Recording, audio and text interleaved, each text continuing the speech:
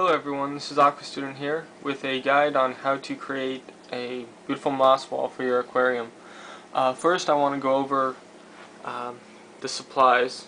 I have enough for a 5-gallon tank. You'll need scissors, possibly tweezers, some sort of fishing line or some way to seal your moss wall. Needle and thread, some way to measure, a sheet of paper to write your plans on, and of course plastic canvas. This will be the base of your moss wall. You can find it at any craft store. Usually a sheet's less than $1, so they're fairly inexpensive and works perfectly for this. I'm changing my white clearish one to a black background, and I'll be changing it from peacock moss to Java moss. So I've got a bunch of that in there to use, and let's get on to how to do it. The first thing you need to figure out is where you want your moss wall to be structured. For example, on my 5-gallon, I have my filter intake right here in just about the center. I'm going to have, since one sheet of plastic canvas cannot cover the whole tank, I'm going to have 2 separate pieces, and I want the intersection of the two to be right behind the intake, so that way it'll cover up the seam. You'll want to measure out how far it is from, you want to go from the inside of the left side, or inside from one side, to wherever you want to make your seam.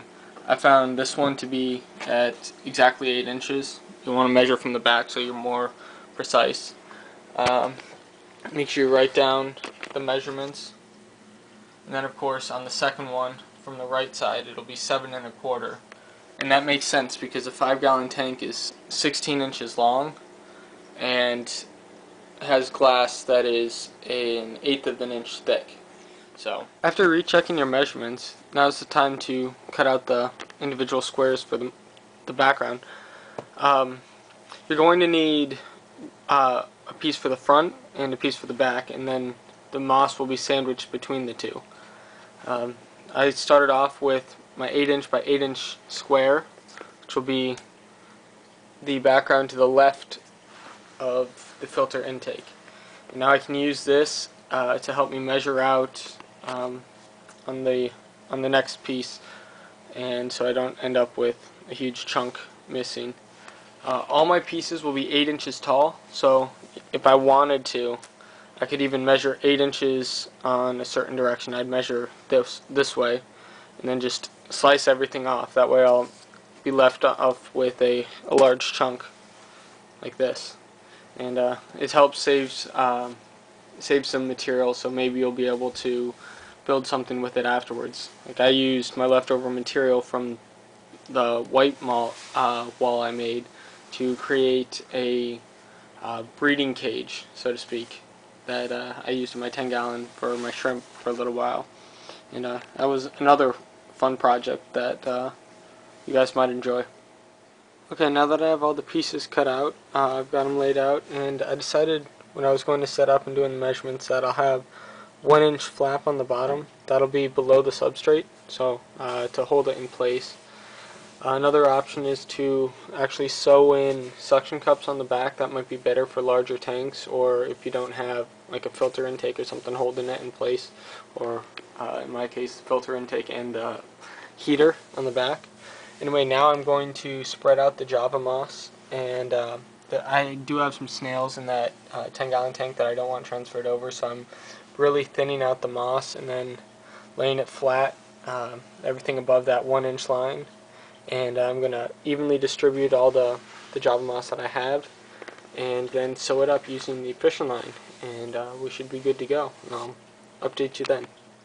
Alright, I've got 2 down and 1 to go. I've just been placing the second piece right on top, and just from, like, if you can plan ahead, the part that I cut, so yeah, this is the smooth edge, so that was the actual edge of the plastic canvas. I'm keeping those up.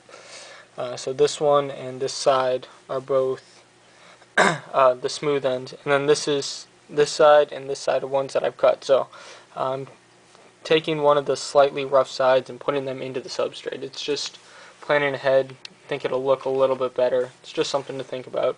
I'm just taking the fishing line and stringing it on a needle and just going back and forth all the way around, and then just tying it a bunch of different ways once I get back to where I started, and it'll hold tight. It's looking good. This is the right side of the back wall, and it seems to be working out pretty well.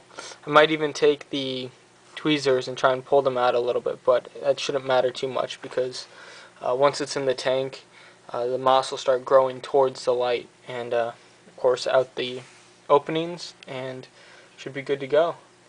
So that's what's going on. I'll update you once I get them in the tank. Alright, well, a bit of a water change and cleaning later, and getting the background in. This is what it looks like. I did a little bit of a rescape as well, but anyway, everything fit pretty well. Because I go by each grid, it was slightly too large, so there's a little bit of a bulge, but I think that might be alright anyway. It gives a little bit of dimension, so it's just something to consider. The inhabitants, the new betas, loving it, and yeah, so it's looking pretty good. Just as a little bonus, I put some of the leftover peacock moss onto the driftwood and left a little bit in the carpet. Also moved this crib up front, so be looking good once everything starts growing again.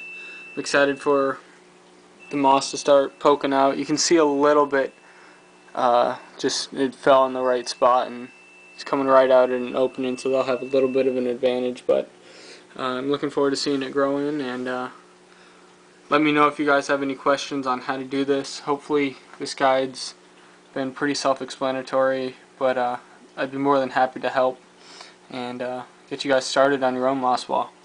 So thanks, subscribe, check out fishtanktv.com, all that good stuff. Cheers.